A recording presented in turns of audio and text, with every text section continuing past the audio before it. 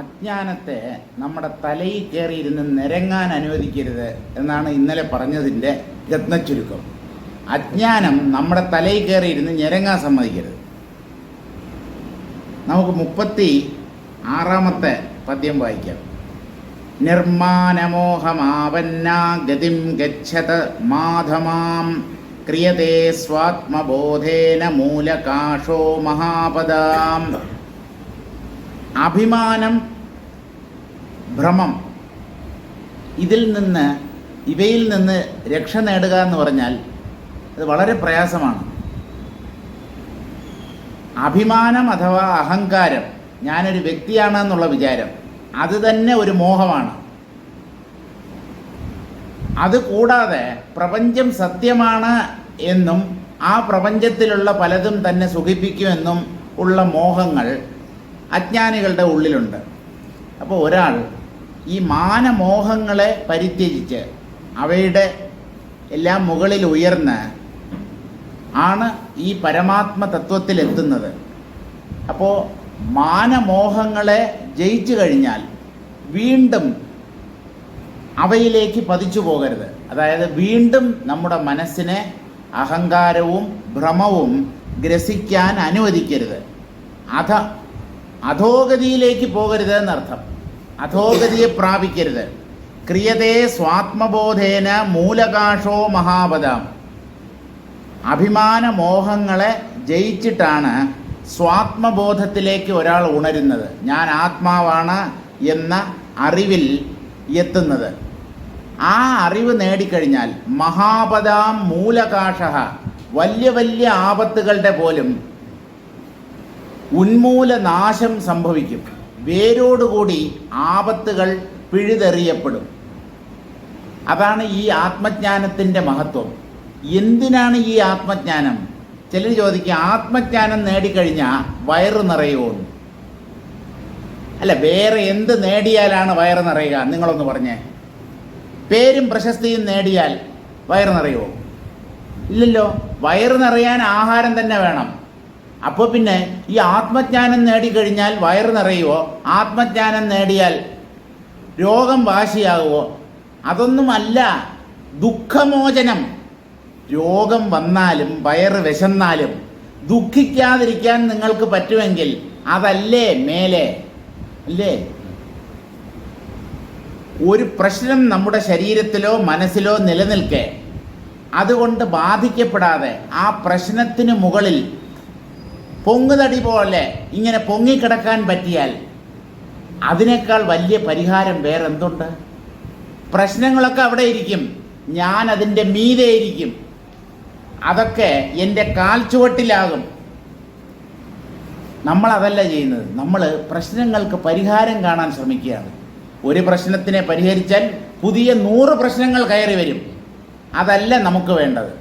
നമുക്ക് വേണ്ടത് പ്രശ്നങ്ങളുടെ മുകളിൽ പ്രശ്നങ്ങൾ കൊണ്ട് ബാധിക്കപ്പെടാതെ അങ്ങനെ ഫ്ലോട്ട് ചെയ്ത് കിടക്കാൻ പറ്റുമോ? ഇതാണ് നമ്മൾ ആലോചിക്കേണ്ടത്. അതിന് നമ്മെ പ്രാപ്തരാക്കി തീർക്കുന്നത് ഈ വേദാന്ത ശാസ്ത്രം മാത്രമാണ്. പ്രശ്നങ്ങളില്ലെന്നറിയൂ. പ്രശ്നങ്ങൾക്ക് സത്യത്വം കൽപ്പിച്ച് ഓരോ പ്രശ്നങ്ങളെയായി നിങ്ങൾ പരിഹരിച്ചു കൊണ്ടുവരുന്നു. പുതിയ പുതിയ പ്രശ്നങ്ങൾ ഉണ്ടായിക്കൊണ്ടേയിരിക്കും. രോഗങ്ങൾക്ക് മരുന്ന് കണ്ടുപിടിക്കുന്നത് പോലെയാണ് വൈദ്യശാസ്ത്രം. ഇന്ന് വരെ ലോകത്തിൽ പ്രത്യക്ഷപ്പെട്ടിട്ടുള്ള എല്ലാ രോഗങ്ങൾക്കും മരുന്നോ അല്ലെങ്കിൽ പ്രതിരോധ കുത്തിവയ്പ്പോ കണ്ടുപിടിച്ചിട്ടുണ്ട് എന്ന് പറയാം. പക്ഷേ ഇതുവരെ പ്രത്യക്ഷപ്പെടാത്ത ഒരു രോഗം പുതിയതായിട്ട് വന്നാൽ അപ്പോൾ വൈദ്യശാസ്ത്രം പിന്നെയും ഗവേഷണം ആരംഭിക്കും. ഗവേഷിച്ചെന്ന് പറയാറില്ല, ഗവേഷണം ചെയ്ത്. പക്ഷേ ഈ ഗവേഷണം നടത്തി മനുഷ്യരുടെ ദുഃഖത്തിന് പൂർണ്ണമായ ശമനം നേടാൻ സാധ്യമല്ല. ജ്യോതിശാസ്ത്രത്തിൻ്റെ പക്കലുണ്ടോ മനുഷ്യർക്ക് ഉണ്ടാവുന്ന സകല പ്രശ്നങ്ങളുടെയും പരിഹാരം? കുറേ പരിഹാരങ്ങൾ നിർദ്ദേശിക്കുന്നുണ്ട്, ഇല്ലേ? ജ്യോത്സ്യന്മാരുടെ അടുത്തൊക്കെ ആരും ഇല്ല. അല്ല, ഉണ്ട്, ഒരാളുണ്ട്. മറ്റൊരാളുണ്ടായിരുന്നു, പുള്ളി വന്നില്ല. ഞാൻ ജ്യോതിശാസ്ത്രത്തെയോ അതുപോലെയുള്ള മറ്റ് ശാസ്ത്രങ്ങളെയോ തരം താഴ്ത്തുകയല്ല ചെയ്യുന്നത്. നമ്മൾ ഓരോന്നിൻ്റെയും പരിമിതികൾ മനസ്സിലാക്കണം. എല്ലാറ്റിനും പരിമിതിയുണ്ട്. പരിമിതികളില്ലാത്തത് അഖണ്ഡ ബോധത്തിന് മാത്രമാണ്. അത് അപരിമിതമായ ബോധമാണ്, അനന്തമാണത്. അതുകൊണ്ടാണ് അതിനെ ഭൂമാവ് എന്ന് ഉപനിഷത്ത് വിളിക്കുന്നത്. ഭൂമാ എന്ന് പറഞ്ഞാൽ അതിരില്ലാത്തത്, അനന്തമായി വ്യാപിച്ചു കിടക്കുന്നത്. അതിനെ ഒരു പ്രശ്നവും ബാധിക്കില്ല. കാരണം ഈ പ്രശ്നങ്ങൾ പോലും അതിൽ പൊന്തുന്ന വെറും ഭ്രമമാണ്. നവഗ്രഹങ്ങളൊക്കെ കുമിളകൾ പോലെയാണ് ഈ അഖണ്ഡ ബോധത്തിൽ. അവയൊക്കെ ഈ സർവേശ്വരൻ ആടിക്കളിക്കും. അമ്മാനമാടുക എന്ന് പറയത്തില്ലേ, ഇങ്ങനെ തട്ടിക്കളിക്കും നവഗ്രഹങ്ങളെ. ആ സർവേശ്വരനെ ശരണം പ്രാപിക്കാതെ ഈ ചൊവ്വയുടെയും വ്യാഴത്തിൻ്റെയും കേതുവിൻ്റെയും പുറകെ കൂടിയ നമ്മുടെ പ്രശ്നങ്ങൾ എങ്ങനെ തീരാനാണ്? ജഗതീശ്വരന് ശരണം പ്രാപിക്കൂ. ഈ കുട്ടി ദൈവങ്ങളുടെ പുറകെ പോകരുത്. കുട്ടി ദൈവങ്ങളുടെ പുറകെ പോയി കഴിഞ്ഞുള്ള ദോഷം എന്തെന്നറിയാവോ? അവന്മാരാളാവും. നിങ്ങൾ നേരിട്ട് മന്ത്രിയെ കാണും. മന്ത്രിയുടെ പേഴ്സണൽ സ്റ്റാഫിലുള്ള ഒരാളുടെ അടുത്ത് നിന്ന്, സാറിനെ ഒന്ന് കാണാൻ പറ്റുമോ, എൻ്റെ ഒരു പ്രശ്നമുണ്ട്. അപ്പം അവൻ ചാടുകയാണെങ്കിൽ അത് സാറിനെ ഇപ്പം കാണാൻ പറ്റില്ല, സാറ് 10 മണിക്ക് ഒരു പ്രഭാഷണമല്ലല്ലോ, ഒരു ഉദ്ഘാടന ചടങ്ങുണ്ട്, അവിടെ പോകും. ഇപ്പം നാളെ ആയാലോ, നാളെ മുഴുവൻ ബിസിയാണ്, കാണാൻ പറ്റില്ല. ഇവൻ കയറിയ ആളാവും. അതുകൊണ്ട് ഈ തുക്കട പിള്ളേരുടെ അടുത്ത് നമ്മുടെ പ്രശ്നവും കൊണ്ട് പോകരുത്. ജഗതീശ്വരനെ ശരണം പ്രാപിക്കുക. എങ്ങനെയാണ് ശരണം പ്രാപിക്കുന്നത്? എല്ലാം അതാണ്, അഖണ്ഡ ബോധം മാത്രമേ ഇവിടെയുള്ളൂ എന്ന അറിവിലൂടെയാണ് ആ സർവേശ്വരനെ ശരണം പ്രാപിക്കേണ്ടത്. അങ്ങനെ ശരണം പ്രാപിക്കുന്ന ഒരാളുടെ സകല ദുഃഖങ്ങളും തീർന്നു കിട്ടും എന്ന് കൃഷ്ണൻ ഗീതയിൽ ഉറപ്പു തരുന്നു. അനന്യാസ് ചിന്തയന്തോ മാം യേ ജനാഃ പര്യുപാസത്തെ തേഷാം നിത്യാഭിയുക്താനാം യോഗക്ഷേമം വഹാമ്യഹം. ഇതിൽ പരം ഒരു വാഗ്ദാനം ആര് തരും? ആർക്ക് തരാൻ പറ്റും? ആര് തന്നിട്ടുണ്ട്? അല്ലെങ്കിൽ ഇനിമേൽ ആര് തരും? എനിക്ക് തോന്നുന്നില്ല കൃഷ്ണൻ്റെ ഈ വാഗ്ദാനം പോലെ ഉറപ്പുറ്റ മറ്റൊരു വാഗ്ദാനം വേറെ ആരും നൽകില്ല എന്നുള്ള കാര്യം ഉറപ്പാണ്. ഇങ്ങനെ മാനമോഹങ്ങളെ അതിജീവിച്ച് ഉന്നതമായ ഒരു തലത്തിൽ എത്തിയിരിക്കുന്ന ഒരാൾ ഒരിക്കലും പതിച്ചു പോകരുത്. കാരണം പതനത്തിനുള്ള സാധ്യത എപ്പോഴും നിലനിൽക്കുന്നു. എപ്പോഴും താഴോട്ട് വീഴാനുള്ള സാധ്യതയുണ്ട്. ഭ്രംശം എന്നാണ് പറയുന്നത്. ഭ്രംശം എന്ന് പറഞ്ഞാൽ കാലിടറി വീഴുക. 99 പടി കയറിയിട്ട് അവിടുന്ന് കാലിടറി വീണാൽ ഇങ്ങ് താഴെ പോരും. 1ാമത്തെ പടിയോ അല്ലെങ്കിൽ അതിനേക്കാളും താഴ്ന്ന നിലയിലോ എത്തും. അതുകൊണ്ട് ആധ്യാത്മികമായി ഒരു പരിധിവരെ മുന്നേറിയവർ പതനം സംഭവിക്കാതെ നോക്കണം. പതനത്തിനുള്ള സാധ്യത എപ്പോഴും നിലനിൽക്കുന്നു, മറന്നു പോകരുത്. അതുകൊണ്ട് എന്താ വേണ്ടത്? ജാഗ്രത, ഉണർവ്. വീണു പോകാതെ നോക്കുക. മുകളിലേക്ക് പോകണം എന്നുള്ളത് ശരി, ഉയർന്നുയർന്ന് ഉന്നതിയിലേക്ക് തന്നെയാണ് നമ്മുടെ യാത്ര പുരോഗമിക്കേണ്ടത്. പക്ഷേ ഒരിക്കലും താഴോട്ട് വീഴാതിരിക്കാനും ശ്രദ്ധിക്കണം. ക്രിയതേ സ്വാത്മബോധേന മൂലകാശോ മഹാപദാം. അങ്ങനെ 100ാമത്തെ പടിയും പിന്നിട്ട് കഴിഞ്ഞാൽ, അതായത് ആത്മതത്വത്തെ നേരിട്ട് സാക്ഷാത്കരിച്ചാൽ സകല ആപത്തുകളുടെയും ഉന്മൂലനാശം അവിടെ സംഭവിക്കും. പിന്നെ അയാളെ ഒരു തരത്തിലുള്ള ദുഃഖവും ബാധിക്കുകയില്ല. തരതി ശോകം ആത്മവിത്ത്. നാരദനെ സനത്കുമാര മഹർഷി ഉപദേശിക്കുകയാണ് ഛാന്തോഗ്യോപനിഷത്തിൽ. തരതി ശോകം ആത്മവിത്ത്. ആത്മാവിനെ അറിയുന്നവൻ സകല ശോകങ്ങളെയും ദുഃഖങ്ങളെയും തരണം ചെയ്യുന്നു. മറ്റൊന്നുകൊണ്ടും ഈ സംസാര സാഗരത്തെ തരണം ചെയ്യാൻ പറ്റില്ല. എന്തുകൊണ്ടെന്നോ, മറ്റ് ശാസ്ത്രങ്ങളെല്ലാം സംസാരത്തെ സത്യം എന്ന് വിചാരിച്ച് രൂപപ്പെട്ടവയാണ്. പ്രപഞ്ചത്തിന് സത്യത്വം നൽകിക്കൊണ്ടുള്ള ശാസ്ത്രങ്ങളാണ് മറ്റുള്ളവയെല്ലാം. ഈ അധ്യാത്മശാസ്ത്രം മാത്രമേ ഈ പ്രപഞ്ചം എന്നൊന്നില്ല, ഇത് വെറും ഭ്രമമാണ്, ആത്മാവ് മാത്രമേ ഇവിടെയുള്ളൂ എന്ന് ഉച്ചൈസ്തരം പ്രഖ്യാപിക്കുന്നത്. നിങ്ങൾ ഇല്ലാത്ത പ്രശ്നങ്ങൾ ഉണ്ടെന്ന് കരുതി പരിഹാരങ്ങൾ നിർദ്ദേശിച്ചാൽ അതെങ്ങനെ ശരിയാവും? പ്രശ്നങ്ങളില്ലെന്നറിയൂ എന്ന് പറഞ്ഞാൽ പ്രപഞ്ചവും പ്രപഞ്ച പദാർത്ഥങ്ങളും പ്രാപഞ്ചിക സംഭവങ്ങളും എല്ലാം സ്വപ്ന സമാനം. ഇത് സ്വപ്നമാണെന്ന് അറിയുന്നത് തന്നെയാണ് ഈ സ്വപ്നത്തിൽ നിന്നുള്ള ഉണർവ് എന്ന് പറയുന്നത്. ഈ സ്വപ്നത്തിൽ നിന്ന് എങ്ങനെയാണ് എണീക്കേണ്ടത് എന്ന് ചോദിച്ചാൽ വളരെ എളുപ്പം. ഇത് സ്വപ്നമാണെന്നറിയുക. സ്വപ്നമാണെന്നറിഞ്ഞിട്ട് സ്വപ്നം കാണുന്നതും സ്വപ്നത്തിൽ നിന്ന് ഉണരുന്നതും രണ്ടും തുല്യം. എന്താ? സ്വപ്ന ദൃശ്യങ്ങൾക്ക് നിങ്ങൾ രണ്ട് സ്ഥലത്തും സത്യത്വം കൽപ്പിക്കുന്നില്ല. സ്വപ്നത്തിൽ നിന്ന് ഉണരുകയാണെങ്കിൽ പിന്നെ സ്വപ്ന ദൃശ്യങ്ങളില്ല. ഉണർവിലേക്ക് വന്നു കഴിഞ്ഞാൽ പിന്നെ സ്വപ്ന ദൃശ്യങ്ങളില്ല. ഇനി സ്വപ്നം തുടരുന്നു എന്ന് തന്നെ വിചാരിക്കുക, പക്ഷെ അത് സ്വപ്നമാണ് എന്ന് നിങ്ങൾക്ക് തിരിച്ചറിയാൻ കഴിയുമെങ്കിൽ ആ സ്വപ്ന ദൃശ്യങ്ങൾ നിങ്ങളെ ബാധിക്കാൻ പോകുന്നില്ല. എന്തായാലും സ്വപ്നമാണ് എന്നറിയണം. സ്വപ്ന ദൃശ്യങ്ങൾ മായാതെ തുടർന്ന് നിലനിന്നാലും ഇല്ലെങ്കിലും ഇത് സ്വപ്നമാണെന്നറിയാതെ, ഇത് സ്വപ്നമാണെന്ന് എപ്പോഴാണ് അറിയുക? ആത്മാവ് മാത്രമേ സത്യമായിട്ടുള്ളൂ എന്നറിയുമ്പോൾ. ഇപ്പം ഇത് രണ്ടിലും ഏതാണ് ആദ്യം? ആത്മാവ് മാത്രമേ സത്യമായിട്ടുള്ളൂ എന്നറിഞ്ഞതിന് ശേഷമാണോ ഇത് സ്വപ്നമാണെന്നറിയുന്നത്? അല്ലെങ്കിൽ ഇത് സ്വപ്നമാണ് എന്ന് മനസ്സിലാക്കുമ്പോഴാണോ ആത്മാവ് മാത്രമേ സത്യമായിട്ടുള്ളൂ എന്നറിയുന്നത് എന്ന് ചോദിച്ചാൽ ഇതിൽ ഏതാദ്യം ഏത് പിന്നീട് എന്ന് പറയാൻ പറ്റില്ല. രണ്ടും സമകാലത്ത് സംഭവിക്കും. വെളിച്ചം വരുമ്പോൾ ഇരുട്ട് അപ്രത്യക്ഷമാകുന്നത് പോലെ. ഇരുട്ട് നീങ്ങിയിട്ടാണോ വെളിച്ചം വരുന്നത്, അല്ലെങ്കിൽ വെളിച്ചം വന്നതിന് ശേഷം ഇരുട്ട് നീങ്ങുന്നുവോ? ഇതെങ്ങനെ പറയാൻ പറ്റും? നിങ്ങൾ ലൈറ്റ് ഇട്ടു, സ്വിച്ച് ഇട്ടപ്പോൾ മുറിയിൽ പ്രകാശം വ്യാപിച്ചു, അപ്പം തന്നെ അന്ധകാരം അപ്രത്യക്ഷമാകുന്നു. അതുകൊണ്ട് അജ്ഞാന നാശവും ജ്ഞാനോദയവും ഒരേ സമയം.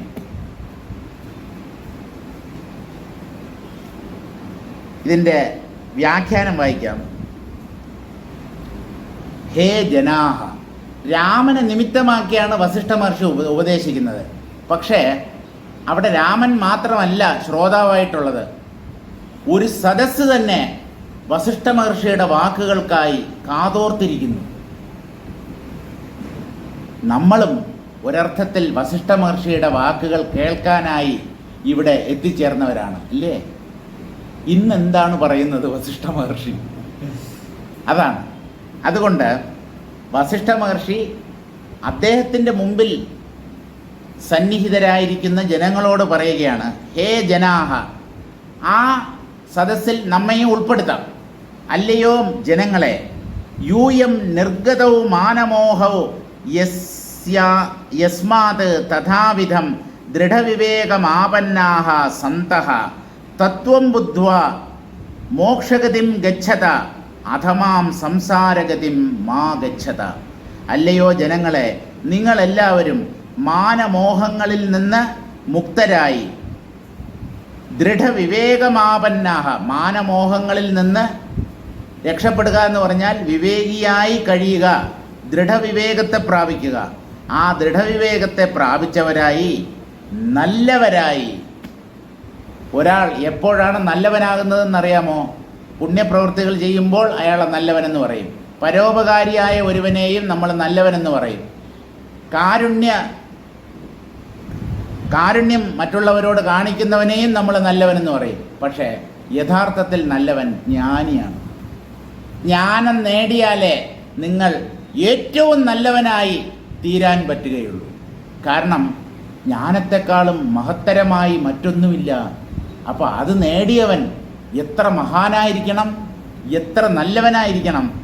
അങ്ങനെ നല്ലവരായി തത്വം ബുദ്ധ്വ ഈ പരമാത്മതത്വത്തെ വേണ്ട പോലെ അറിഞ്ഞിട്ട് എന്ന് പറഞ്ഞാൽ അനുഭവത്തിലൂടെ സാക്ഷാത്കരിച്ചിട്ട് മോക്ഷഗതിം ഗച്ഛത, മോക്ഷ നിലയെ പ്രാപിക്കൂ, മോക്ഷം നേടൂ.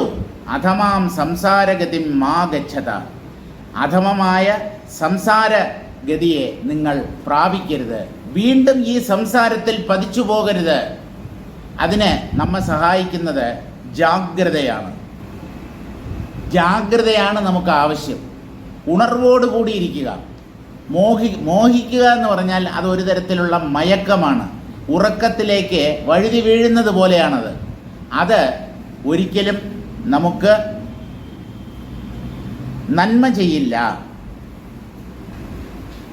പ്രലപന്തമഹോരാത്രം യുഷ്മദർത്ഥേന മാമിമം യം പ്രദൃശ്യേതമാകർണ്യ സ്വാത്മനൈവാത്മതാർപ്യതാം.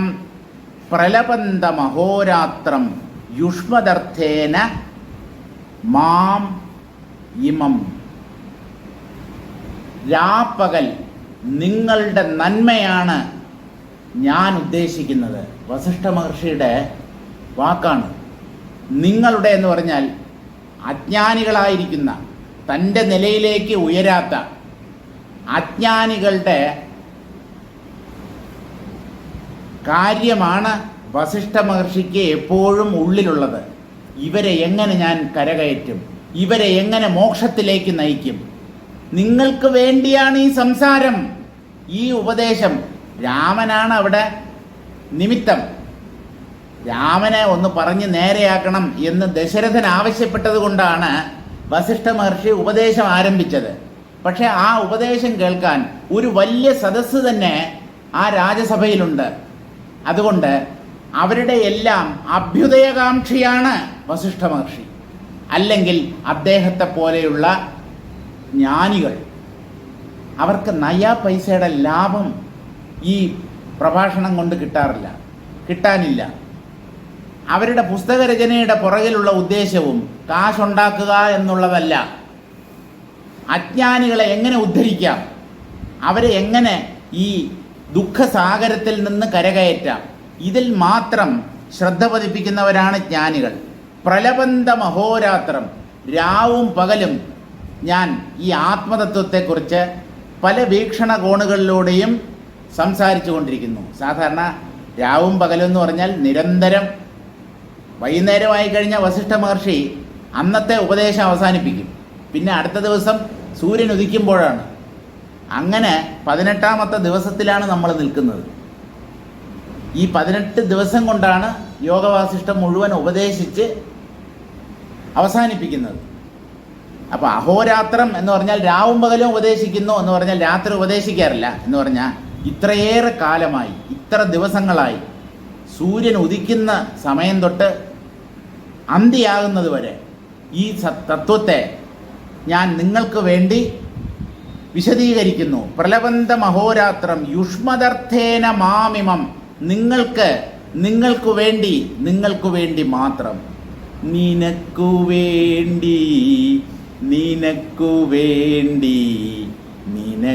വേണ്ടി മാത്രം. ഒരു പാട്ടില്ലേ?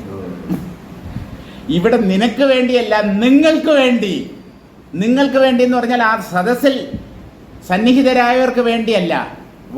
അനേകം തലമുറകൾ ആരൊക്കെ ഈ ആത്മതത്വത്തെ സാക്ഷാത്കരിക്കണം എന്ന ആഗ്രഹത്തോടു കൂടി ജീവിക്കുന്നുവോ അവർക്കെല്ലാം പ്രയോജനപ്പെടാൻ വേണ്ടിയാണ് വസിഷ്ഠ മഹർഷി രാമനെ ഉപദേശിക്കുന്നത്. രാമൻ എന്ന ഒരൊറ്റ വ്യക്തി നന്നാകണം എന്നുള്ള ഉദ്ദേശമല്ല, സമഗ്രമായ ഒരു ഉദ്ദേശത്തോടു കൂടി സർവ്വലോകത്തിനും ക്ഷേമമുണ്ടാകണം, എല്ലാവരും ആനന്ദത്തിൽ ആറാടണം എന്നുള്ള ഉദ്ദേശം കൊണ്ടാണ് ഇതെല്ലാം വസിഷ്ഠ മഹർഷി ഉപദേശിക്കുന്നത്. പ്രലപന്തം എന്ന് പറഞ്ഞാൽ, പ്രലപിക്കുക എന്ന് പറഞ്ഞാൽ പിച്ചുംപേയും പറയുക, പിറുപിറുക്കുക എന്നൊക്കെയാണ് അർത്ഥം. വസിഷ്ഠ മഹർഷി എന്തുകൊണ്ടാണ് അദ്ദേഹത്തിൻ്റെ വാക്കുകളെ തന്നെ പിറുപിറുക്കുക എന്ന് പറയുന്നത് എന്ന് ചോദിച്ചാൽ, നിരന്തരം ഇങ്ങനെ സംസാരിക്കുകയാണ്. അത്രമാത്രം ഒന്നും സംസാരിക്കാനില്ല. ഈ ആത്മാവിനെ കുറിച്ച് 18 ദിവസം ഒന്നും സംസാരിക്കാൻ സംസാരിക്കേണ്ട കാര്യമില്ല, ഞൊടിയിട കൊണ്ട് കഴിയും. തത്വമസി, പൊയ്ക്കോ, തത്വമസി, നീ അതാണ്. ആൾക്കാർക്ക് എന്ത് മനസ്സിലാവാൻ? നീ അതാണെന്ന് പറഞ്ഞ് ഞാൻ ഏതാ എന്ന് ചോദിക്കും. ഉപദേശം വളരെ സംക്ഷിപ്തമായി സംഗ്രഹമായി പറഞ്ഞു തീർക്കാവുന്നതേ ഉള്ളൂ. പക്ഷെ ഈ കാര്യം മനസ്സിലാകാൻ കുറേ സമയം പിടിക്കും. അതായത് നനഞ്ഞ വിറക് ഊതി കത്തിക്കുന്നത് പോലെയാണ്. എത്ര നേരം ഊതിയ ആദ്യം പുകയും, എന്നിട്ട് അതിലുള്ള ഈർപ്പമൊക്കെ പോവും. ഈർപ്പം പോയി കഴിഞ്ഞാൽ പെട്ടെന്ന് കത്തും. പക്ഷെ ആ ഈർപ്പം പോകാനാണ് ഈ ഊതുന്നത്. മലയാളത്തിൽ നമ്മൾ പറയാറില്ലേ, ഒരുപാട് ഊതല്ലേ. പക്ഷേ ഈ വേദാന്തം മനസ്സിലാക്കാൻ അല്ലെങ്കിൽ വേറൊരാളെ ഗ്രഹിപ്പിക്കാൻ ഊതിയേ പറ്റൂ. നിരന്തരം ഊതണം.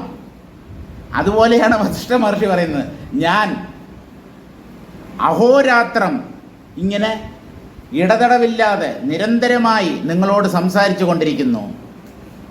അതൊക്കെ നിങ്ങൾക്ക് വേണ്ടിയാണ്. ഇതുകൊണ്ട് നയാ പൈസയുടെ പ്രയോജനം എനിക്കോ എൻ്റെ പെണ്ണും പിള്ളയ്ക്കോ എൻ്റെ മക്കൾക്കോ എൻ്റെ കുടുംബത്തിനോ അല്ലെങ്കിൽ എൻ്റെ സുഹൃത്തുക്കൾക്കോ എൻ്റെ ബിനാമിക്കോ ഇല്ല. ആർക്കെങ്കിലുമൊക്കെ പ്രയോജനം കിട്ടിയാൽ മതിയല്ലോ അല്ലേ? ബിനാമി. അല്പം പോലും സ്വാർത്ഥതയുടെ കറ പുരളാത്ത ഒരു പരിശുദ്ധ ഹൃദയമാണ് വസിഷ്ഠനുള്ളത്. അതിൽ സ്വാർത്ഥത എന്നുള്ളതിൻ്റെ കണിക പോലുമില്ല. തികച്ചും നിസ്വാർത്ഥമായി 100%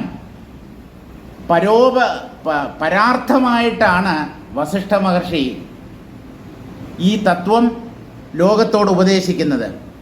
യം പ്രദൃശ്യ ഇതമാകർണ്യ, ഞാൻ നിങ്ങളുടെ മുമ്പിൽ ഈ ആത്മതത്വത്തെ പല ഉദാഹരണങ്ങളിലൂടെയും പല ഉപമകളിലൂടെയും ഞാൻ അവതരിപ്പിക്കുന്നു. ഇത് നിങ്ങൾ കേട്ടിട്ട് നിങ്ങളുടെ ആത്മാവിനെ എന്ന് പറഞ്ഞാൽ നിങ്ങളിലെ ഞാൻ ഭാവത്തെ ആ പരമാത്മാവിൻ്റെ മുമ്പിൽ അടിയറ വയ്ക്കൂ എന്നാണ്. ശരണാഗതി ചെയ്യൂ. ഈ ഞാൻ അങ്ങയുടെ അടിമ, ഞാൻ അങ്ങയുടെ ദാസൻ, ഈ ഒരു ഭാവം വരട്ടെ. എന്നാൽ ഈ അഹങ്കാരം തല പൊന്തിക്കാതിരിക്കത്തുള്ളൂ. അല്ലെങ്കിൽ ഇവ ഇടയ്ക്കിടയ്ക്ക് തല പൊക്കും. അതുകൊണ്ട് നിങ്ങളുടെ ആത്മാവിനെ ഈ പരമാത്മാവിന് സമർപ്പിക്കൂ. പരമാത്മാവിന് സമർപ്പിക്കപ്പെടുന്ന എന്തും അദ്ദേഹം അകത്താക്കും. പക്ഷെ നമ്മളൊന്നും പരമാത്മാവിന് സമർപ്പിക്കുന്നില്ല. നമ്മൾ ദൈവങ്ങൾക്കും ദേവന്മാർക്കുമൊക്കെ ഹവിർഭാഗങ്ങൾ അഗ്നിയിൽ സമർപ്പിക്കാറുണ്ട്. തന്നെ പരമാത്മാവിന് സമർപ്പിക്കുന്ന എത്ര പേരുണ്ട്? അവരൊക്കെ രക്ഷപ്പെട്ടിട്ടുമുണ്ട്. മറ്റുള്ളവർ പല പ്രശ്നങ്ങളിലും ഇപ്പോഴും കുടുങ്ങിക്കഴിയുന്നുണ്ട്. ഇതിൻ്റെ അർത്ഥം ദേവന്മാർക്ക് ഹവിർഭാഗം നൽകണ്ട, ഹോമം വേണ്ട, യാഗയജ്ഞാദികൾ വേണ്ട എന്നല്ല. ഈ സർവേശ്വരന് തൻ്റെ അഹങ്കാരം, കാരണം അത് മാത്രമേ ഉള്ളൂ കേട്ടോ നമ്മുടേതായിട്ട്. മറ്റുള്ളതൊക്കെ റോട്ടിൽ കിടക്കുന്നതും തെങ്ങിൽ കായ്ച്ച തേങ്ങ അതെടുത്താണ് ഗണപതിക്ക് തേങ്ങ അടിക്കുന്നത്. നിങ്ങളാണോ തേങ്ങ ഉണ്ടാക്കിയത്? നിങ്ങൾ വിചാരിച്ച ഒരു തേങ്ങ ഉണ്ടാക്കാൻ പറ്റുമോ? നിങ്ങൾക്ക് വേണമെങ്കിൽ ഒരു തെങ്ങ് വെച്ച് പിടിപ്പിക്കാം. അതിനൊരു തേങ്ങ വേണം. തേങ്ങയിൽ നിന്നുണ്ടാവുന്നതാണ് തെങ്ങ്. ഈ തേങ്ങ ഏതോ തെങ്ങിലുണ്ടായതാണ്. ഈ പ്രപഞ്ചത്തിൽ ഒന്നിൻ്റെയും സഹായം ഇല്ലാതെ നമുക്ക് ഒരു ചെറിയ ഇലയോ ഒരു പൂവോ ഒരു പൂവിൻ്റെ ഇതൾ പോലുമോ നിർമ്മിക്കാൻ സാധ്യമല്ല. എല്ലാം ഈശ്വരൻ്റെ ശക്തിയായ പ്രകൃതി രൂപപ്പെടുത്തുന്നതാണ്. അപ്പം ആ ഭഗവാന്റെ തന്നെ ശക്തിയിൽ പ്രത്യക്ഷപ്പെടുന്ന, ആ ശക്തി കൊണ്ട് പ്രകടമാകുന്ന വൃക്ഷലതാദികളിൽ നിന്നുള്ള പൂക്കളും കായ്കളും കനിയും, അതുപോലെ അദ്ദേഹത്തിൻ്റെ സൃഷ്ടിയിൽപ്പെട്ട ജലവും, ഇങ്ങനെയുള്ള പദാർത്ഥങ്ങൾ കൊണ്ട് അദ്ദേഹത്തിന് തന്നെ കൊണ്ട് കൊടുക്കുന്നത് അത് നല്ല ഏർപ്പാടല്ല. കാരണം അദ്ദേഹത്തിൻ്റെ സ്വത്ത് അദ്ദേഹത്തിന് കൊടുക്കുന്നത് പോലെയാണ്. അതുകൊണ്ട് അദ്ദേഹത്തെ നിങ്ങളുടെ വരുതിക്ക് നിർത്താം. അദ്ദേഹത്തെ പറ്റിച്ച് എന്തെങ്കിലുമൊക്കെ ലൗകികമായി സ്വന്തമാക്കാം എന്ന് കരുതരുത്. നിങ്ങളുടേതായിട്ട് എന്തുണ്ട് അതാണ് ഭഗവാന് സമർപ്പിക്കപ്പെടേണ്ടത്. നമ്മുടേതായിട്ട് ഒന്നുമില്ല എന്നായിരിക്കും നമ്മൾ പറയുക. അല്ല, ഒരേ ഒരെണ്ണം ഉണ്ട്, അത് മാത്രമാണ് നമ്മുടേത്. മറ്റുള്ളതൊന്നും നമ്മുടേതല്ല. അതാണ് ജീവൻ്റെ ഉള്ളിലെ അഹങ്കാരം. ആ അഹങ്കാരത്തെ ഭഗവാന് സമർപ്പിക്കാതെ അദ്ദേഹം സന്തുഷ്ടനാകുമെന്ന് കരുതാൻ നിർവാഹമില്ല. തൻ്റേത് വേണം നൽകാൻ. ഇപ്പം ഞാൻ പറയാണ്, ആരാണുള്ളത്? അജി തന്നെ ആയിക്കോട്ടെ. അജി ശംഖുമുഖത്തിൽ ഒരു 2 ഏക്കർ ഞാൻ അജിയുടെ പേരിൽ എഴുതി വെക്കുകയാണ്. എടുത്തോ കേട്ടാ, എടുക്കുമോ? ശംഖുമുഖം കടപ്പുറം സർക്കാർ ഭൂമിയാണ്, എൻ്റെ അല്ല. എൻ്റെ അല്ലാത്ത 2 ഏക്കർ ഞാൻ എങ്ങനെ അജിയുടെ പേരിൽ എഴുതി വെക്കാൻ പറ്റും? തൻ്റേത് മാത്രമേ തനിക്ക് ട്രാൻസാക്ഷൻ നടത്താൻ പറ്റൂ. തൻ്റെ വീട്, തൻ്റെ നിലം, തൻ്റെ പുരയിടം, തൻ്റെ സ്വത്ത്, താൻ സമ്പാദിച്ച പണം, ഇതൊക്കെയാണ് നമുക്ക് സ്വതന്ത്രമായി ആരുടെയും അനുവാദമില്ലാതെ മറ്റുള്ളവർക്ക് കൊടുക്കാൻ കഴിയുക. ഇപ്പം ഭഗവാന്റെ സ്വത്ത് എടുത്ത് അദ്ദേഹത്തിന് തന്നെ കൊടുക്കുക എന്ന് പറഞ്ഞാൽ അതിൽ പരം നെറികേട് വേറെന്തെങ്കിലും ഉണ്ടോ? എന്നിട്ടെന്താ, ഞാൻ ഭഗവാന് പൂജ ചെയ്തു, വഴിപാട് സമർപ്പിച്ചു, പാലഭിഷേകം നടത്തി. ഈ പാൽ എവിടുന്നാ? മിൽമയുടെ കവറിൽ വരുന്ന, മിൽമയുടെ കവറിലുള്ള പാല് ഏതോ പശുവിൻ്റെ അകടിൽ നിന്ന് വന്നതാണല്ലോ. യം പ്രതിഷേധമാകർണ്യ, ഞാനിങ്ങനെ നിങ്ങളുടെ മുമ്പിൽ ഈ ആത്മതത്വത്തെ പല പ്രകാരത്തിൽ അവതരിപ്പിക്കുന്നു. അതൊക്കെ നിങ്ങൾ ശ്രദ്ധയോടുകൂടി കേട്ടുകൊണ്ടിരിക്കുന്നു. അതൊക്കെ കേട്ടിട്ട് നിങ്ങൾ എന്താണ് ചെയ്യേണ്ടത്? നിങ്ങളുടെ ഉള്ളിലെ ജീവഭാവത്തെ അല്ലെങ്കിൽ അഹങ്കാരത്തെ ആ സർവേശ്വരന് സമർപ്പിക്കുക. സമർപ്പിക്കുക എന്ന് പറഞ്ഞാൽ എൻ്റേതായിട്ടുള്ള ഇഷ്ടാനിഷ്ടങ്ങൾ ഇനി ഉണ്ടാവില്ല. അദ്ദേഹത്തിൻ്റെ ഇഷ്ടം നടക്കും. ഈശ്വര നിശ്ചയം എന്താണോ അതിന് ഞാൻ അടങ്ങിക്കൊടുക്കും. അദ്ദേഹത്തിൻ്റെ ആജ്ഞ നടക്കട്ടെ. ഇത് തന്നെയാണ് സ്വാമി രാമതീർത്ഥൻ അദ്ദേഹത്തിൻ്റെ അവസാന കാലത്തിൽ പറഞ്ഞത്. രാമതീർത്ഥൻ ഗംഗയിൽ കുളിക്കാനിറങ്ങി. ഈ ഗംഗ എന്ന് പറഞ്ഞു കഴിഞ്ഞാൽ വല്ലാത്ത ഒരു നദിയാണ്. പെട്ടെന്ന് വെള്ളപ്പാച്ചിൽ വരും. നമ്മളിവിടെ മലവെള്ളപ്പാച്ചിൽ എന്ന് പറയും. അവിടെയും ഈ ഹിമാലയം പെട്ടെന്ന് ആ മഞ്ഞുരുകി നദിയുടെ ആ ജലനിരപ്പ് ഉയരും. അപ്പം ഇദ്ദേഹം കുളിക്കാൻ ഇറങ്ങിയപ്പോൾ അത്ര ആഴമൊന്നും ഇല്ലായിരുന്നു. പെട്ടെന്നാണ് വെള്ളപ്പാച്ചിൽ വന്നത്. ആ വെള്ളപ്പാച്ചിലിൽപ്പെട്ട രാമതീർത്ഥസ്വാമി മുങ്ങി. പക്ഷേ നമ്മുടെ ശരീരത്തിനൊരു റിഫ്ലക്സ് ആക്ഷൻ ഉണ്ട്. നമുക്ക് ഈ ശരീരം ഏതെങ്കിലും രീതിയിൽ നഷ്ടമാകും അല്ലെങ്കിൽ നമ്മൾ മരിച്ചു പോകും എന്നുള്ള ഒരു സ്ഥിതി വന്നാൽ സ്വാഭാവികമായും അത് റിയാക്ട് ചെയ്യും, മരിക്കാതിരിക്കാൻ. അത് ഏത് ജ്ഞാനിയുടെയും ഇതങ്ങനെ തന്നെയാണ്. ഒരാളുടെ കഴുത്തിനെ കയറി പിടിച്ചാൽ അല്ലെങ്കിൽ അയാളുടെ മുഖത്ത് തുണിയിട്ട് ഇങ്ങനെ അല്ലെങ്കിൽ തലയണ കൊണ്ട് ഇങ്ങനെ പ്രസ് ചെയ്ത് കഴിഞ്ഞാൽ അയാൾക്ക് ശ്വാസം മുട്ടും. സ്വാഭാവികമായും ആ ശ്വാസം കിട്ടാൻ വേണ്ടി അയാൾ പ്രയത്നിക്കും, എത്ര വലിയ ജ്ഞാനിയാണെങ്കിലും ശരി. അതുപോലെ ഇദ്ദേഹം കുളിക്കാൻ ഇറങ്ങിയപ്പോൾ പെട്ടെന്ന് മലവെള്ളപ്പാച്ചിൽ വന്നു, അതിൽ പെട്ടു, അതിൽ മുങ്ങി. പക്ഷേ ആ റിഫ്ലക്സ് ആക്ഷൻ കൊണ്ട് അദ്ദേഹം വീണ്ടും ജലോപരിതലത്തിലേക്ക് ഉയർന്നു വരാൻ ശ്രമിച്ചു. വീണ്ടും താണുപോയി. അവസാനം ഇങ്ങനെ 2-3 പ്രാവശ്യം അദ്ദേഹം വെള്ളത്തിൻ്റെ മുകളിൽ ആ ജലോപരിതലത്തിൽ എത്താൻ ശ്രമിച്ചപ്പോൾ അവസാനമായിട്ട് അദ്ദേഹം പറഞ്ഞ വാക്ക്, കരയിലുണ്ടായിരുന്ന അദ്ദേഹത്തിൻ്റെ ശിഷ്യൻ നാരായണസ്വാമി എന്നാണ് അദ്ദേഹത്തിൻ്റെ പേര്. ആ നാരായണസ്വാമി അവസാനമായി അദ്ദേഹം ഉച്ചരിച്ച വാക്ക് കേട്ടു. അദ്ദേഹം ഏത് ഭാഷയിലാണ് ഉച്ചരിച്ചത് എന്നുള്ളത് അറിയില്ല, ഉറുദുവോ പഞ്ചാബിയോ. അദ്ദേഹം ബഹുഭാഷാ പണ്ഡിതനായിരുന്നു, അനേകം ഭാഷകൾ അദ്ദേഹത്തിന് അറിയാമായിരുന്നു. ഇപ്പം അവസാന സമയത്ത് ഏത് ഭാഷയായിരിക്കും അദ്ദേഹം ആ വാക്കുകളെ പറഞ്ഞിരിക്കുക എന്ന് ചോദിച്ചാൽ അദ്ദേഹം ബേസിക്കലി ഒരു പഞ്ചാബിയാണ്. ഗോസായി ബ്രാഹ്മണ കുടുംബത്തിലാണ്. ഈ ഗോസായിമാരെന്ന് പറഞ്ഞാൽ പഞ്ചാബിലുള്ളവരെയാണ് ഗോസായിമാരെന്ന് പറയുന്നത്. പണ്ട് ഇവിടെയൊക്കെ വരുമായിരുന്നു ഈ ഗോസായി. അവർ ഊണ് കഴിക്കുന്ന കണ്ടിട്ടുണ്ടോ? എല്ലാം കൂടെ ഇട്ട് ഒരു വരവ്. നമ്മളാണെങ്കിൽ അങ്ങനെയല്ല, കറി വേറെ, അച്ചാറ് വേറെ, പായസം വേറെ, ഇങ്ങനെ ഓരോന്നും വേറെ വേറെ ആയിട്ട് ഓരോന്നിൻ്റെയും രുചി ഇത് ആസ്വദിക്കുക. അതാണ് നമ്മുടെ സ്വഭാവം. ഈ ഗോസായിമാരങ്ങനെയല്ല. അവർ എന്തൊക്കെയുണ്ടോ അത് മുഴുവൻ വിളമ്പാൻ പറയും ഒരു പാത്രത്തിൽ. എന്നിട്ട് അതെല്ലാം കൂടെ ഒന്ന് വിരവിയിട്ട് മാത്രമേ അവർ കഴിക്കൂ. അപ്പോൾ അതിൽ മധുരമുള്ളതുണ്ടാവും, ഉപ്പുള്ളതുണ്ടാവും, എരിവുള്ളതുണ്ടാവും, സാമ്പാർ, പുളിശ്ശേരി, രസം എല്ലാം കൂടെ മിക്സ് ചെയ്ത് ഒറ്റയടി അങ്ങനെ ഊണ് കഴിക്കുന്നതാണ്. ഇയാളെന്താണ് ഈ ഗോസായിമാരെ പോലെ ഊണ് കഴിക്കുന്നത് എന്ന് പറയും. കേട്ടിട്ടുണ്ടോ? ആ, അപ്പോൾ ആ ഗോസായി വംശത്തിലായിരുന്നു രാമതീർത്ഥൻ്റെ ജനനം. സ്വാഭാവികമായും പഞ്ചാബി ആയിരിക്കും അദ്ദേഹത്തിൻ്റെ മാതൃഭാഷ. അവസാനം അദ്ദേഹം പറഞ്ഞത് ഇതാണ്. എനിക്ക് പഞ്ചാബി അറിയില്ല, ഞാൻ അതിൻ്റെ ഇംഗ്ലീഷ് തർജ്ജമ മാത്രമേ വായിച്ചിട്ടുള്ളൂ. അദ്ദേഹം അവസാനം പറഞ്ഞ വാക്കുകൾ ഇതാണ്: ഇഫ് ഇറ്റ് ഈസ് ദൈ will let it be fulfilled. ഇതാണ് അങ്ങയുടെ ആഗ്രഹമെങ്കിൽ അത് നടക്കട്ടെ എന്ന് പറഞ്ഞാൽ, എൻ്റെ ശരീരം ഇങ്ങനെയാണ് നഷ്ടമാകണം എന്നുള്ളതാണ് ഈശ്വര നിശ്ചയമെങ്കിൽ ഞാൻ അതിനെ ശിരസാവഹിക്കുന്നു. അങ്ങയുടെ ഇച്ഛ അത് നടക്കട്ടെ എന്നാണ് പറഞ്ഞത്. ചെയ്തു, പക്ഷേ രക്ഷയില്ല. വെള്ളത്തിലേക്ക് തൻ്റെ അന്ത്യം അടുത്തു കഴിഞ്ഞു എന്ന് അദ്ദേഹത്തിന് ഏതാണ്ട് ബോധ്യമായി കാണണം. അപ്പോഴാണ് അദ്ദേഹം പറഞ്ഞത്, ഇഫ് ഇറ്റ് ഈസ് ദൈ വിൽ, ദൈ എന്ന് പറഞ്ഞാൽ യുവർ എന്നർത്ഥം. ഇത് അങ്ങയുടെ ഇച്ഛയാണെങ്കിൽ, അങ്ങ് എന്ന് പറഞ്ഞാൽ ഈശ്വരൻ, അങ്ങയുടെ ഇച്ഛ ഇതാണെങ്കിൽ അത് നടക്കട്ടെ. അതിനെ ഉല്ലംഘിക്കാൻ ഞാൻ ആരാണ്? ഞാൻ ആത്മാവാണ് എന്നുള്ള സത്യം സാക്ഷാത്കരിച്ചു. പക്ഷെ ഈ ശരീരം എങ്ങനെയാണ് നഷ്ടമാകേണ്ടത് എന്നുള്ളത് ആ ശരീരത്തിൻ്റെ പ്രാരബ്ധമാണ്. ആ പ്രാരബ്ധത്തിൻ്റെ കൺട്രോളർ ഈശ്വരനാണ്.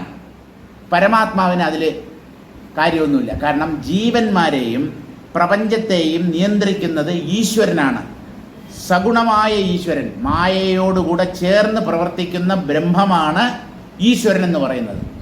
അപ്പോൾ അദ്ദേഹത്തിൻ്റെ പോർട്ട്ഫോളിയോയിൽ പെട്ടതാണ്, അദ്ദേഹത്തിൻ്റെ വകുപ്പാണ് ഓരോ ശരീരവും എങ്ങനെ അപ്രത്യക്ഷമാകണം, എങ്ങനെയാണ് ആ ശരീരത്തിൻ്റെ അന്ത്യം എന്നുള്ളത്.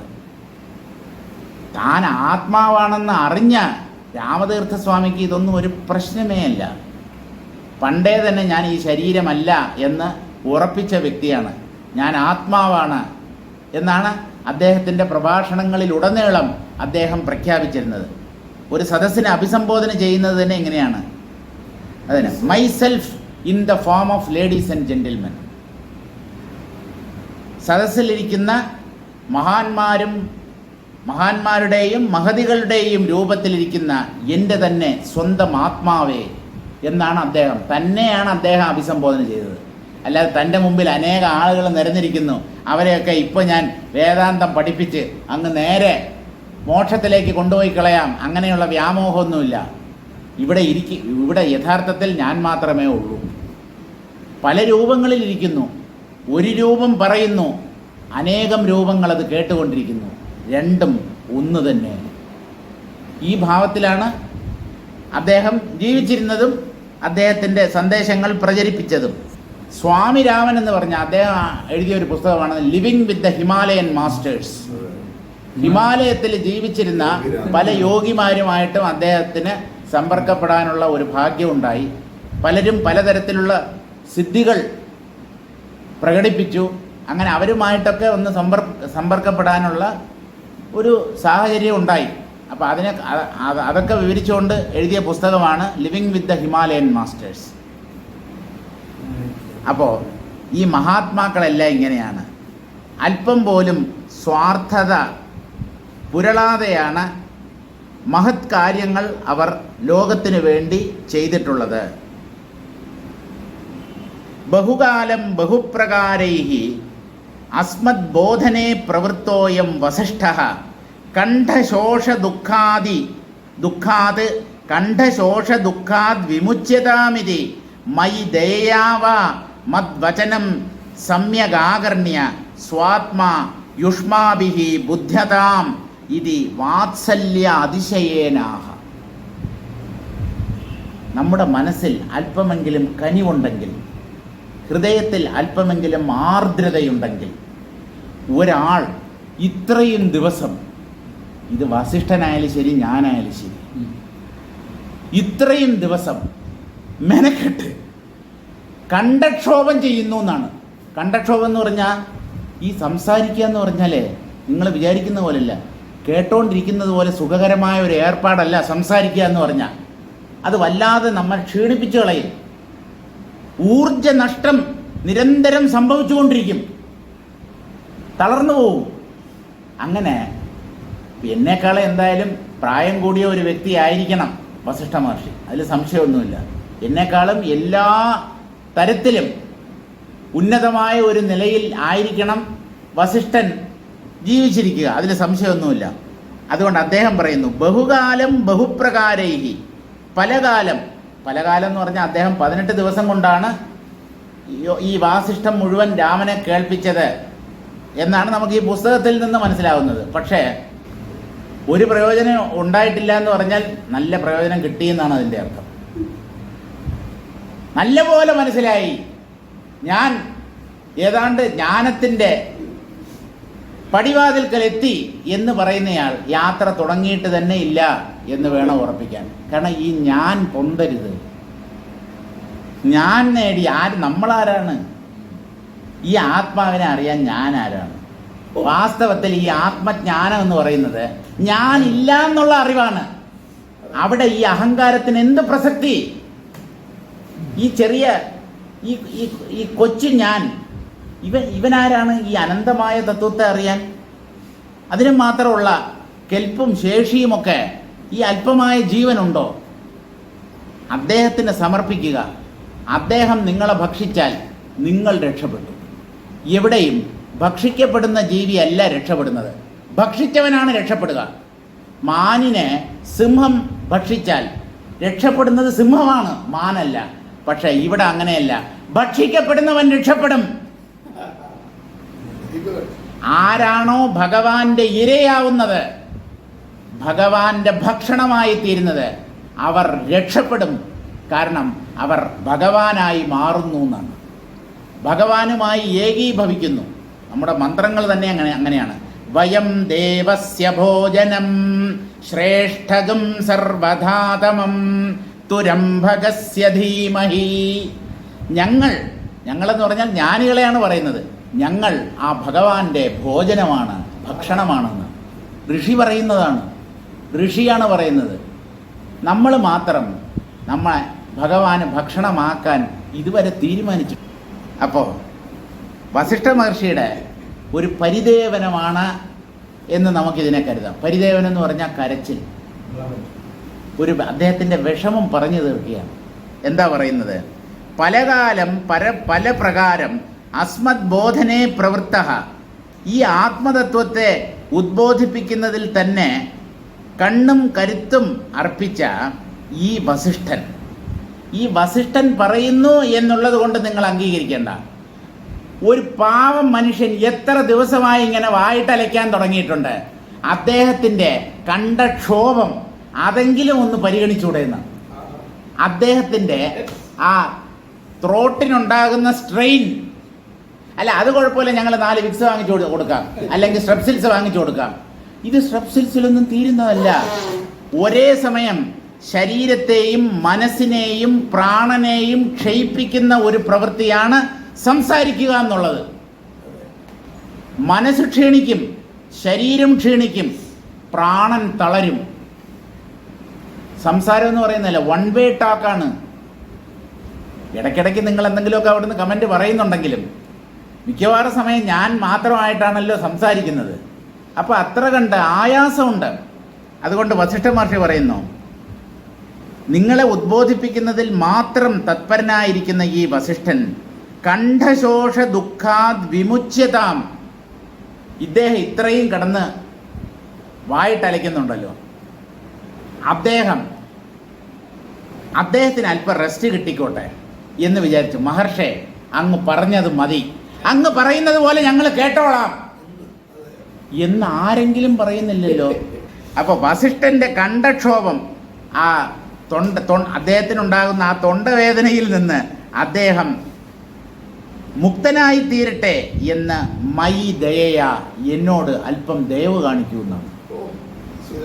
എന്നോട് ദയവ് തോന്നിയിട്ട്. എപ്പോഴാണ് നിങ്ങൾക്ക് എന്നോട് ദയവ് തോന്നുന്നത്? മഹർഷേ, അങ്ങ് പറഞ്ഞത് കേട്ട് ഞങ്ങളുടെ മനസ്സ് നിറഞ്ഞു, മതി, ഇനി സംസാരിക്കണ്ട. ഒന്നാമത് വയസ്സനാണ്, വാർദ്ധക്യത്തിൻ്റെ ഉത്തുംഗ ശൃംഗത്തിൽ കയറിയിരിക്കുന്ന ആളാണ്. അതുകൊണ്ട് ഇനിയും ഈ കിളവനെ ബുദ്ധിമുട്ടിക്കരുത് എന്ന് വിചാരിച്ച് അങ്ങനെയെങ്കിലും നിങ്ങളുടെ ആത്മാവിനെ ഈ സർവേശ്വരന് സമർപ്പിച്ച് മുക്തരാകുവിൻ. എന്നോട് ഒരു കാരുണ്യം തോന്നിയിട്ടെങ്കിലും എന്നാണ് വസിഷ്ഠ മഹർഷി പറയുന്നത്. നിങ്ങൾക്ക് വേണ്ടി വേണ്ട, നിങ്ങളുടെ സ്വാർത്ഥ ലാഭത്തിന് വേണ്ടി നിങ്ങൾ മുക്തരാകണം എന്നുള്ള ആഗ്രഹത്തോടു കൂടിയല്ല. പ്ലീസ് എനിക്ക് വേണ്ടി എങ്കിലും ഈ ആത്മതത്വത്തെ നല്ലപോലെ ഉൾക്കൊണ്ട് നിങ്ങളുടെ അഹങ്കാരത്തെ ആ സർവേശ്വരൻ്റെ പാദങ്ങളിൽ സമർപ്പിക്കൂ എന്നാണ് വസിഷ്ഠ മഹർഷിക്ക് പറയാനുള്ളത്. അപ്പോൾ കണ്ഠശോഷ ദുഃഖാത് വിമുച്ചിതാമിതി മയി ദയയാവ, എന്നോട് ദയ തോന്നിയിട്ടെങ്കിലും മദ്വചനം സമ്യകാകർണ്യ, എൻ്റെ വാക്കുകളെ നല്ലപോലെ ശ്രവിച്ചിട്ട് കേട്ടിട്ട് സ്വാത്മ, നിങ്ങളുടെ ഉള്ളിലെ അഹംഭാവത്തെ അല്ലെങ്കിൽ ജീവഭാവത്തെ യുഷ്മാഭിഹി ബുദ്ധ്യതാം, നിങ്ങളുടെ ഉള്ളിൽ ഞാനായി പ്രകാശിക്കുന്ന ആ പരമാത്മാവിനെ നിങ്ങൾ അറിയൂ. അതാണ് നിങ്ങൾക്ക് വസിഷ്ഠന് നൽകാൻ കഴിയുന്ന ഏറ്റവും വലിയ ഗുരുദക്ഷിണ. പലരും ഗുരുദക്ഷിണ സമർപ്പിക്കാറുണ്ട്. എന്താണ് ഏറ്റവും ശ്രേഷ്ഠമായ ഗുരുദക്ഷിണ എന്നറിയാമോ? ഗുരുവിൻ്റെ വാക്കുകളെ പിന്തുടർന്ന് അദ്ദേഹം കാണിച്ചു തന്ന വഴിയിലൂടെ മുന്നേറി അദ്ദേഹം നമ്മോട് നേടാൻ ആവശ്യപ്പെട്ട ആ ആത്മതത്വത്തെ, ആത്മസാക്ഷാത്കാരം എന്ന ഉയർന്ന അവസ്ഥയെ പ്രാപിക്കുന്നത് തന്നെയാണ് ആചാര്യന് നൽകാൻ കഴിയുന്ന ഏറ്റവും വലിയ ദക്ഷിണ, ഗുരുദക്ഷിണ. അല്ലാതെ എന്തെങ്കിലും അദ്ദേഹത്തിന് ഗുരു ശുശ്രൂഷ നമ്മൾ പറയും, അദ്ദേഹത്തെ പരിചരിക്കുക, ശുശ്രൂഷിക്കുക, അതൊക്കെ നല്ലത് തന്നെ. പക്ഷെ അദ്ദേഹത്തിന് വേണ്ടത് നിങ്ങൾ മുക്തരാകണം എന്നുള്ളതാണ്. നിങ്ങളുടെ മോക്ഷമാണ് അദ്ദേഹത്തിൻ്റെ ലക്ഷ്യം. ഗുരുവിൻ്റെ ഉപദേശത്തിൻ്റെ പുറകിലുള്ള ഏക ലക്ഷ്യം ശ്രോതാക്കൾ ഈ സംസാര സാഗരത്തിൽ നിന്ന് കരകയറണം, അവർ മോക്ഷനിലയെ പ്രാപിക്കണം. ഇതാണ് ആചാര്യൻ്റെ ഉള്ളിലിരിപ്പ്. അങ്ങനെ നിങ്ങളുടെ തന്നെ ഉള്ളിലുള്ള ആത്മതത്വത്തെ സാക്ഷാത്കരിക്കൂ, ആത്മാവിനെ കണ്ട് അജ്ഞാന നിദ്രയിൽ നിന്ന് ഉണരൂ എന്ന് അത്യന്തം വാത്സല്യത്തോടു കൂടിയാണ് സദസ്യരെ പറഞ്ഞു കേൾപ്പിക്കുന്നത്. പ്രലബന്ധമിതി യം ജഗത് പ്രസിദ്ധം ഇമം യുഷ്മത് ബോധനായ ഉദ്യുക്തം യുഷ്മദർത്ഥേന അഹോരാത്രം പ്രലബന്ധം കണ്ഠശോഷശ്രമാദിന നിത്യം ക്ലിശ്യമാനം മാം പ്രദൃശ്യ സമ്യക് ദൃഷ്ട്വാ ദയയാ ഇദം മദ്വചനം ആദരേണ ആകർണ്യ പ്രബുദ്ധേന ആത്മനൈവ ദേഹേന്ദ്രിയാദി പരിച്ഛിന്ന ആത്മഭാവം വിഹായ യഥാഭൂത ബ്രഹ്മാത്മത അർപ്യതാം പ്രാപ്യതാം ഇതി പ്രാർത്ഥനായാം ലോട്ട്. എന്താ പറയുന്നത്? യം ജഗത് പ്രസിദ്ധം ഇമം, പ്രപഞ്ചം മുഴുവൻ വ്യാപിച്ചു നിൽക്കുന്ന സത്യത്തെയാണ് വസിഷ്ഠനെ പോലെയുള്ള മഹാത്മാക്കൾ ലോകരോട് വിശദീകരിക്കുന്നത്. അത്യന്തം സൂക്ഷ്മമാണ്, എന്നാൽ പ്രപഞ്ചത്തിൻ്റെ തന്നെ താങ്ങും തണലുമാണ് ഈ ആത്മാവ്. ആ ആത്മാവിനെ ഒരാൾ പറഞ്ഞു കേൾപ്പിക്കുന്നു, മനസ്സിലാക്കി തരുന്നു എന്ന് പറഞ്ഞാൽ ആ വ്യക്തിയെക്കുറിച്ച് നിങ്ങൾ എന്താണ് മനസ്സിലാക്കേണ്ടത്? ആ രൂപം എന്ന് പറയുന്നത് അത് വെറും ഒരു ഫ്രെയിമാണ്, ഫോട്ടോയുടെ ചട്ടം പോലെയാണ്. അതിന് പ്രാധാന്യമില്ല. ആ വ്യക്തിയിലൂടെ സംസാരിക്കുന്നത് ഈ ജഗദീശ്വരൻ തന്നെയാണ്, അല്ലാതെ ഇതൊന്നും പറഞ്ഞ് ഫലിപ്പിക്കാൻ പറ്റില്ല. അദ്ദേഹം ഉള്ളിലിരുന്ന് അനുഗ്രഹിക്കണം, അദ്ദേഹം ഉള്ളിലിരുന്ന് വാക്കുകളെ പ്രചോദിപ്പിക്കണം.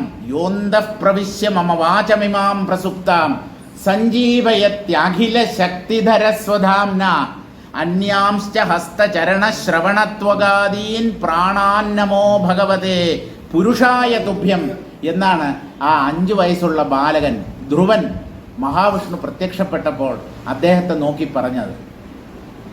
ഏതൊരു ഭഗവാനാണോ എൻ്റെ ഉള്ളിലിരുന്നു കൊണ്ട് അന്തഃപ്രവിശ്യ എൻ്റെ ഹൃദയത്തിൽ അദ്ദേഹം പ്രവേശിച്ച് വാചമിമാം പ്രസുപ്താം, ഉറങ്ങിക്കിടക്കുന്ന എൻ്റെ ഉള്ളിലുള്ള വാക്കുകളെ തട്ടിയുണർത്തി നാവിലൂടെ പുറത്തേക്ക് കൊണ്ടുവരുന്നത്. ആ ഭഗവാനെ നമസ്കരിക്കുന്നു. അദ്ദേഹം വാക്കുകളെ മാത്രമല്ല ഉണർത്തിവിടുന്നത്. സഞ്ജീവയതി അഖില ശക്തിധരഹ, എല്ലാ ശക്തികളുടെയും ഇരിപ്പിടമാണ് അദ്ദേഹം, സ്രോതസ്സാണ് അദ്ദേഹം. അന്യാംശ ഹസ്തചരണ ശ്രവണ ത്വകാദീൻ, കയ്യ്, കാല്, ചെവി, ത്വക്ക് തുടങ്ങിയ ഇന്ദ്രിയങ്ങൾ, കർമ്മേന്ദ്രിയങ്ങളാവട്ടെ ജ്ഞാനേന്ദ്രിയങ്ങളാവട്ടെ, ഇവയെല്ലാം സദാ പ്രവർത്തനക്ഷമമാക്കി നിലനിർത്തുന്ന ഹൃദയത്തിലുള്ള ആ ഭഗവാനാണ് എൻ്റെ മുമ്പിൽ ശംഖചക്ര ഗദാധാരിയായി മഹാവിഷ്ണുവിൻ്റെ രൂപത്തിൽ പ്രത്യക്ഷപ്പെട്ടിരിക്കുന്നത്. ആ ഭഗവാനായിക്കൊണ്ട് നമസ്കാരം എന്നാണ് ആ കൊച്ചുകുട്ടി പറഞ്ഞത്.